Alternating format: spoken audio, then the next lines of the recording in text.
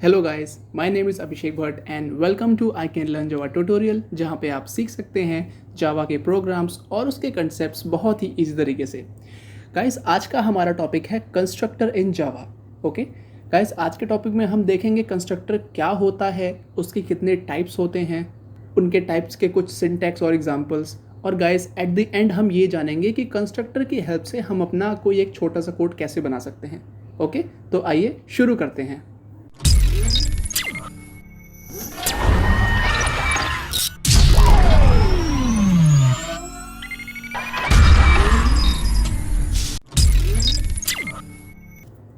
सबसे पहला हमारा क्वेश्चन आता है कि व्हाट इज कंस्ट्रक्टर। कंस्ट्रक्टर क्या है? Constructor is a special type of method without any return type. Constructor एक स्पेशल टाइप का मेथड है जिसका कोई रिटन टाइप नहीं होता।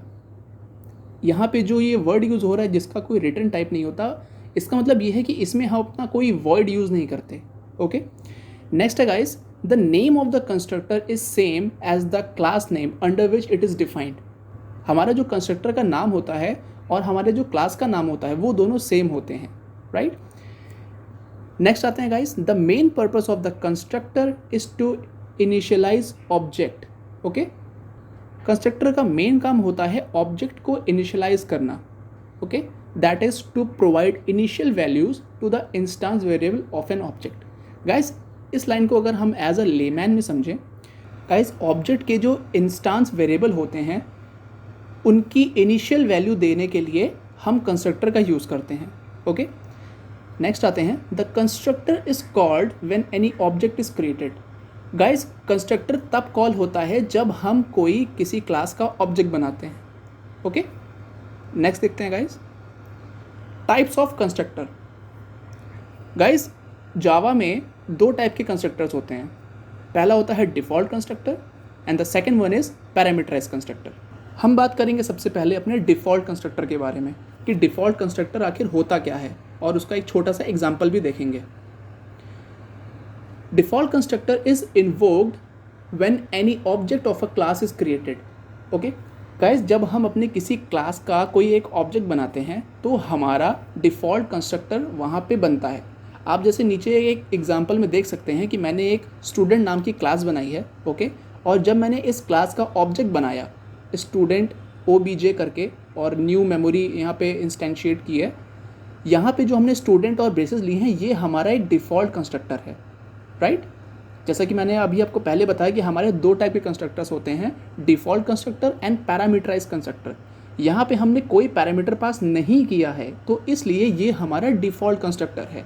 अगर इसके अंदर हम अपनी कोई वैल्यू या कोई पैरामीटर पास कर दें तो ये फिर हमारा पैरामीटराइज्ड कंस्ट्रक्टर हो जाता है। ओके, नेक्स्ट आते हैं गाइस, एक नोट सेक्शन है यहाँ पे।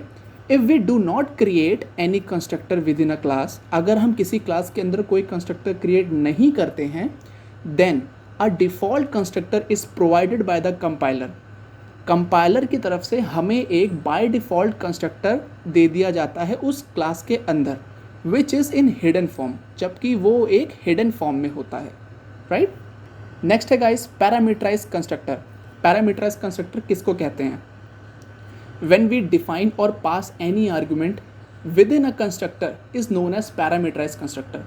गाइस, जैसा कि मैंने भी आपको बताया कि जब हम कोई कंस्ट्रक्टर बनाते हैं और उसके अंदर हम कोई वैल्यू या फिर कोई वेरिएबल हम उसमें इनिशियलाइज कर दें या हम कोई डिफ़ाइन कर दें या वैल्यू पास कर दें, वो हमारा पैरामीटराइज्ड कंस्ट्रक्टर बन जाता है।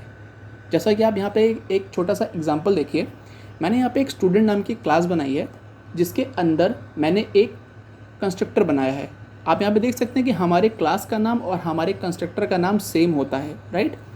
गाइस, यहाँ पे जो मैंने कंस्ट्रक्टर स्टूडेंट नाम का बनाया है इसके अंदर मैंने दो पैरामीटर्स पास कर दिए हैं, INT_x एंड INT_y। ओके, अब गाइस, जब हम इस क्लास का ऑब्जेक्ट बनाएंगे तब हमें वहाँ पे उस कंस्ट्रक्टर में जाके इन पैरामीटर्स की वैल्यूज़ भी देनी पड़ेगी। जैसा कि अगर आप नीचे देखिए, नीचे लिखा हुआ है, Now while creating the object of this class we must have to pass the values as well. Okay, मैंने यहाँ पे देखिए इस स्टूडेंट क्लास का एक ऑब्जेक्ट बनाया हुआ है, student OBJ is equal to new again student, और यहाँ पे मैंने ब्रेसेस में लिखा है 5,8।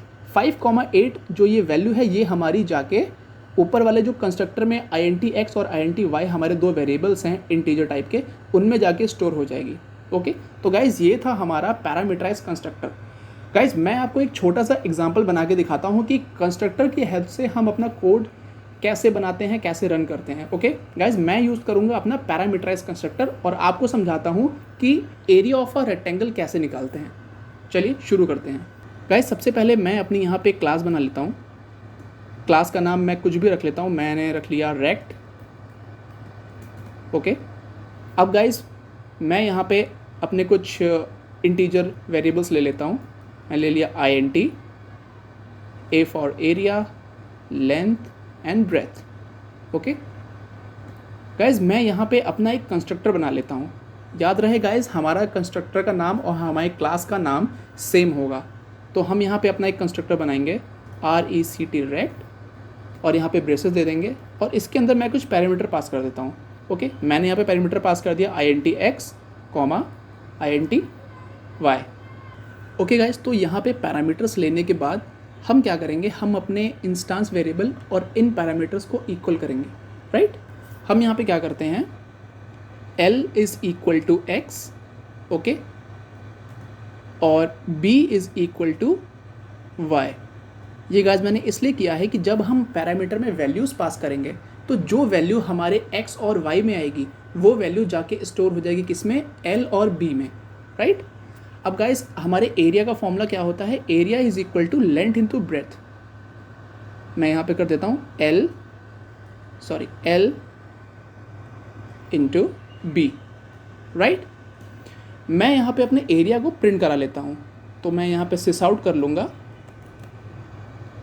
और मैं यहाँ पे लिख दूँगा एरिया